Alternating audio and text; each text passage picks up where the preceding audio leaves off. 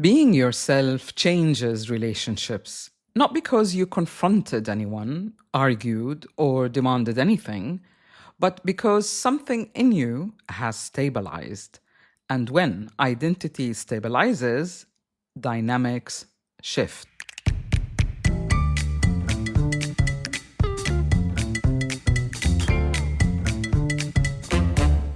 Welcome back to Unbox the podcast. I'm Sahar. This season is about the courage to be you. Show up, stay true. In the last episode, we explored identity before branding. We spoke about what happens when you stop performing and begin living from who you actually are. Today, we go further because once identity consolidates, the environment does not remain neutral.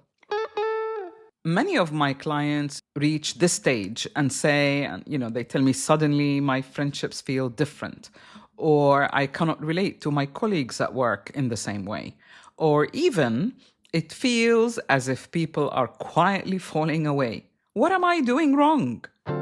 Self-transformation, coherence, and alignment rarely feel comfortable.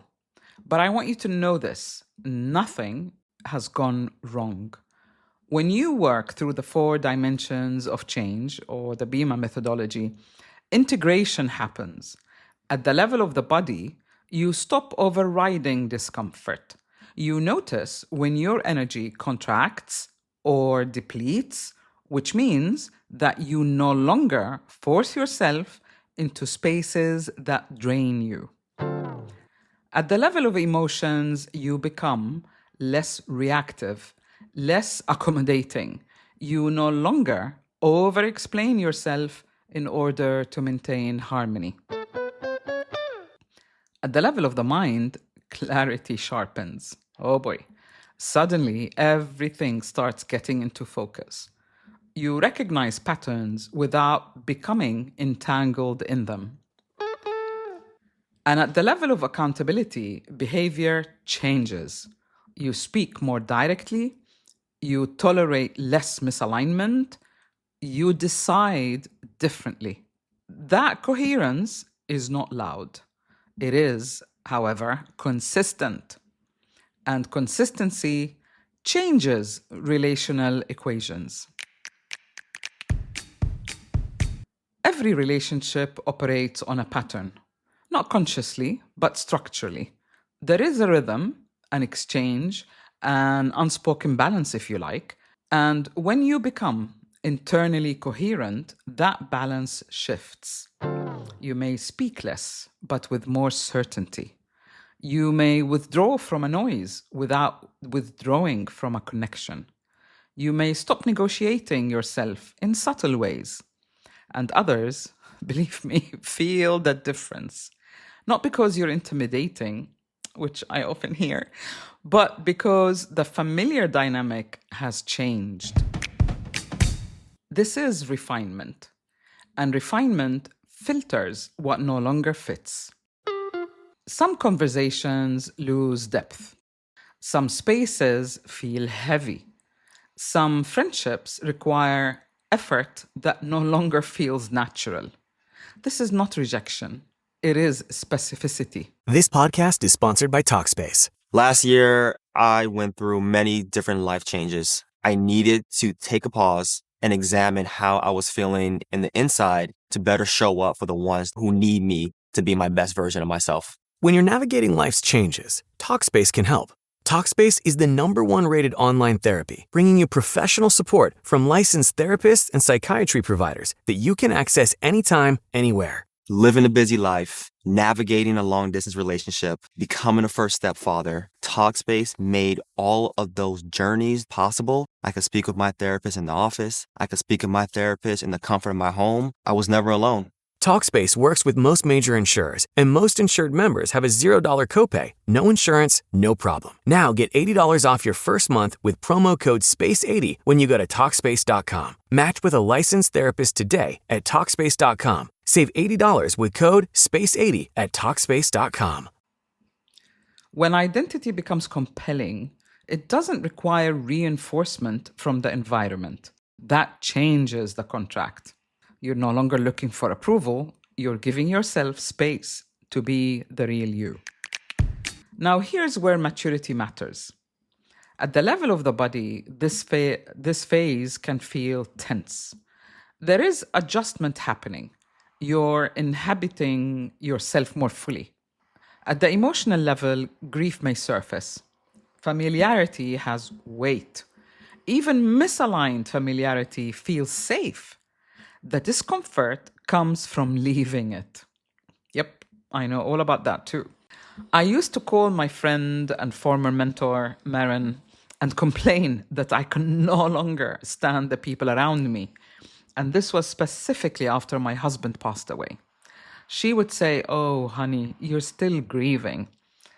And I would think, why? Why would that be related to not standing everyone around me?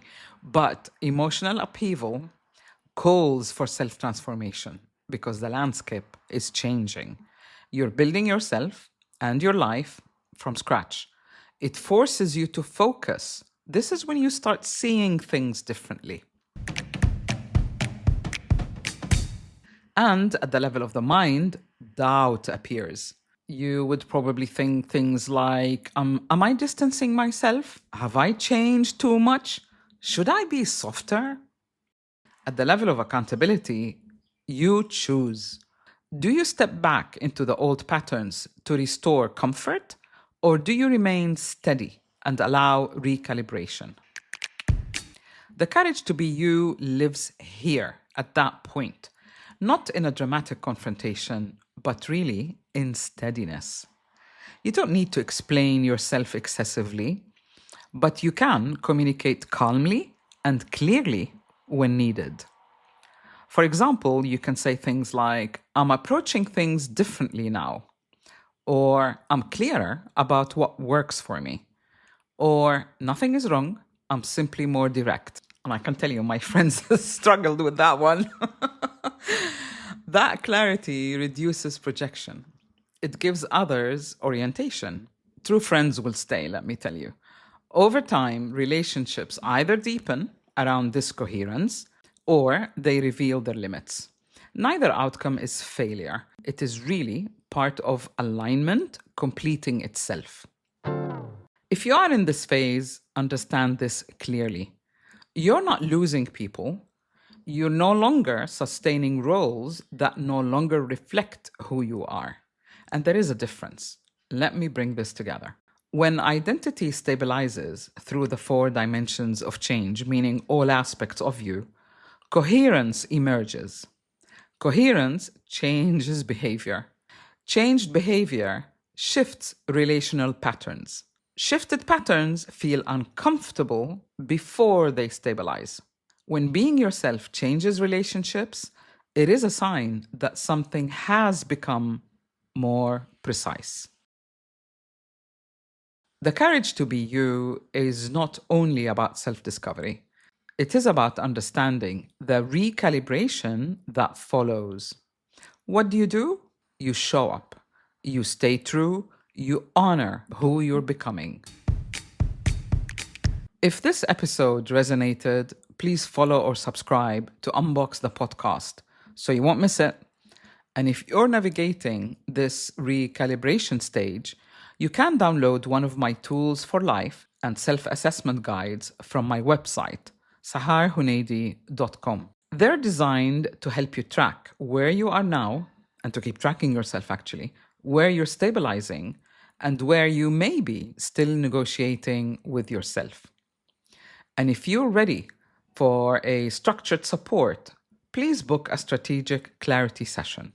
We will assess where you are within the 4 dimensions of change and create a plan aligned with your identity, not a template specifically to you. Thank you for spending this time with me.